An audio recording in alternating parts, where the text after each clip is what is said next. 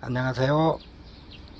오늘은 좀 늦었네요. 6월에 풍랑 관리를 한번 찍어보려고 그러는데요. 6월에는 어떻게 관리하는가 이거에 대해서 찍어보려고 그러는데 좀 늦었습니다. 오늘이 21일이니까 보통 21일, 22일 이경이 되면은 하지죠. 이제 완전한 여름에 들어가는데요. 그래서 여름철 풍랑 관리는 어떻게 할 것인가, 이런 것을 찍어보려고 그러는데요. 실질적으로 5월, 6월은 우리가 풍란을 키우면서 가장 풍란이 잘 자라는 시기, 그리고 재미를 느끼는 시기입니다. 그리고 6월 같은 경우는 1년 중에 가장 좋은 계절 중에 하나인데요. 왜 그러냐면 이제 꽃이 핍니다. 그래서 이제 물론 여배품도 많이 저기 하지만은 풍란이 꽃 피는 시기이기 때문에 1년에 한 번 정도 이렇게 꽃을 구경할 수 있는 시기이기도 합니다. 그리고 6월 같은 경우는 일교차가 적당해 가지고요. 풍랑 같은 경우는 일교차가 좀 큼직하면은, 아주 크면 안 좋지만 적당하게 되면은 아주 잘 자랍니다. 그렇기 때문에 일교차도 좋고, 그렇기 때문에 6월은 아주 풍랑 키우기 최적의 조건을 갖췄다, 이렇게 생각하시면 될 것입니다. 그 다음에 이제 온도 조건 자체도요, 후반으로 갈수록 온도가 많이 올라가기는 하는데요. 전반부나 이제 이런 경우는 5월달처럼 온도에 대해서 크게 신경 안 써도 뭐 얼거나 또는 너무 뜨거워지거나 이런 경우가 없기 때문에 이 부분은 굉장히 좋은 달이라고 생각할 수 있습니다.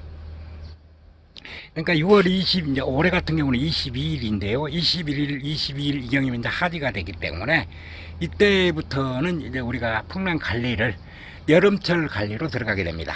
그 전에는 이제 봄철 관리였으니까 봄 관리 같은 경우는 성장을 위해서 주로 이제 많이 하지만은 여름 관리 같은 경우는 성장보다는 이제 생존하려고 풍란들이 그러거든요.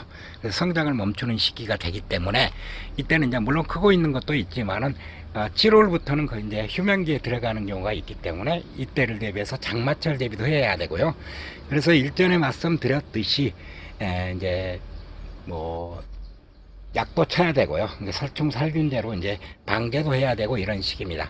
그리고 이제 우선 이제 제일 좋은 게 꽃 좋아하시는 분들 같은 경우는 꽃들이 피어나는 6월이기 때문에 이기에 이제 풍란향에도 감향에도 흠뻑 취해 보시고, 그 다음에는 이제 풍란도 잘 크기 때문에 뭐 주의사항도 크게 없습니다.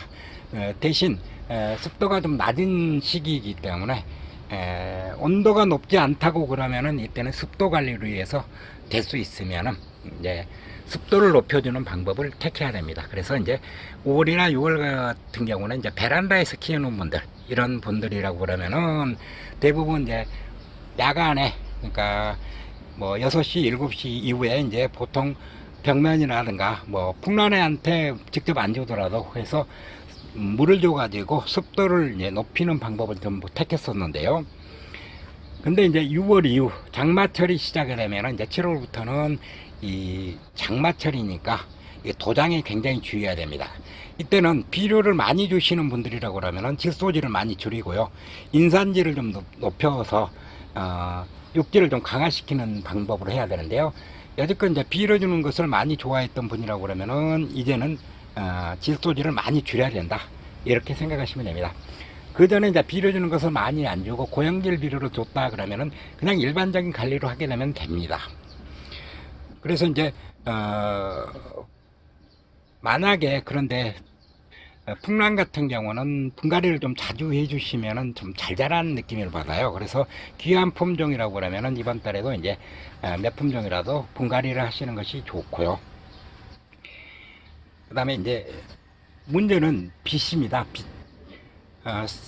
생각 같아서는 빛이 아주 굉장히 많을 것 같은데요. 실질적으로 이제 장마철이 되게 되면은 빛이 적어질 수도 있습니다. 왜 그러냐면은 뭐 마른 장마라고 그래가지고 빛이 많은 경우도 있을 수 있지만은 대부분 일조량 자체가 부족해서 이제 햇빛이 좀 부족한 경우가 많이 생깁니다.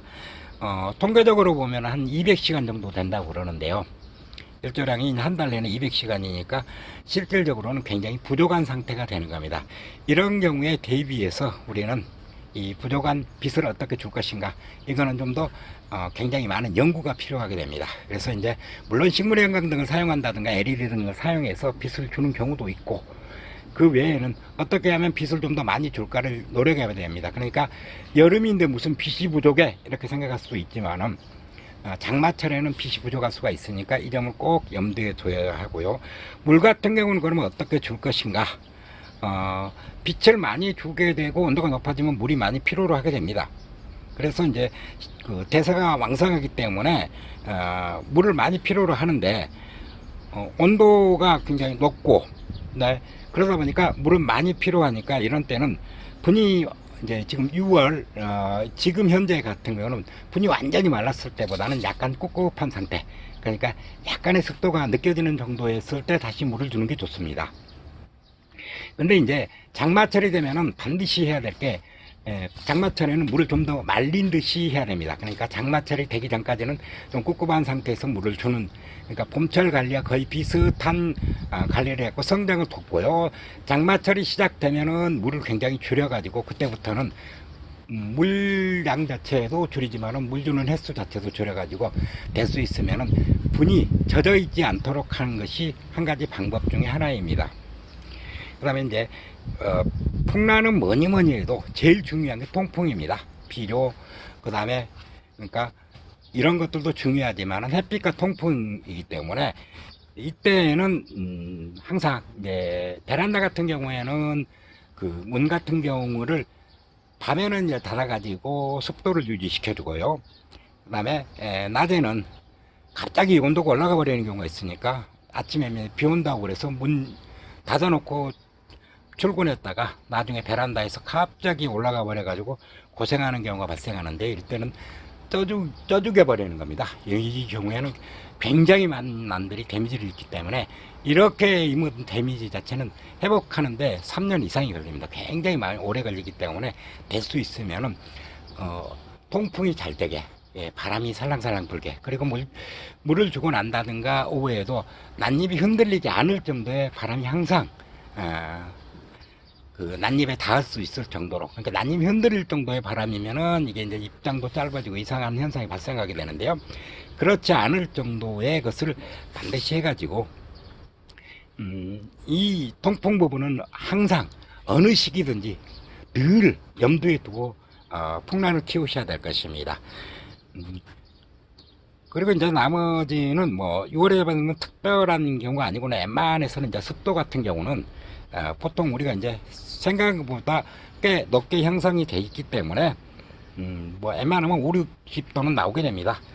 그러니까 물론 풍란한테는 이게 높은 수치는 아니지만은 그렇다고 뭐 크게 낮은 수치도 아니기 때문에 크게 염려할 것은 없지만은 야간에 좀 더 높여주는 방법, 습도를 높여주는 방법을 연구해 가지고 각 가정의 환경에서 맞게 베란다에서 같으면은 벽면이나 바닥이나 이렇게 물을 좀 뿌려준다든가 이래 가지고 습도를 높여주는 방법을 택하면은 우리가 이제 6월 관리 같은 경우는 좀 더 수월하게, 이제 후반부로 되면 온도에 굉장히 민감하기 때문에 이때는 주의해야 되겠지만은 지금 현재 같은 경우는 충분히 관리를 하시면 좋을 것 같습니다.